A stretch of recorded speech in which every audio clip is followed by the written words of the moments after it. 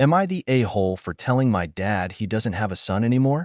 I 17 male want to know if I was an a-hole for what I said to my dad. My mom died when I was 2. My dad was single for the next 7-ish years. He was a great dad during that time. He worked hard and still found a way to spend time with me and supported my interests. We went on many vacations together, went camping, had traditions, and he told me stories about my mom and how much she loved me, and he'd remind me to always feel comforted by the fact I had 2 parents who loved me and one was watching out for me somewhere else. He never made me feel like a burden or like I wasn't loved. When I was around 9, he got way less consistent. He showed up less, was busy more often when the time came for us to hang out. He was no longer around a lot when I needed him. He was still there sometimes, but only sometimes, and sometimes got less and less to the point it became rare he was there. A few weeks before my 11th birthday, he told me had been dating someone and she had a daughter, and he'd invited them to my birthday party, and afterward they'd be moving in with me. My 11th birthday was a sore topic. I'd wanted a party with my friends like normal, and he insisted on a family party. He told me I was grown enough to miss the friend stuff and focus on the family stuff. His girlfriend and her kid turned out to be the reason. He wanted an excuse to introduce them to everyone. Once they moved in, my dad stopped spending any one time with me. He was all about his stepdaughter who was 4. For a while I asked why I couldn't join them, and he told me he needed to work on the relationship with her because she didn't have a bio dad in the picture, and he and his girlfriend wanted her to see him as her dad. He did all the things we used to do together with her. He'd call it their special thing, which stung. On my dad's wedding day, they tried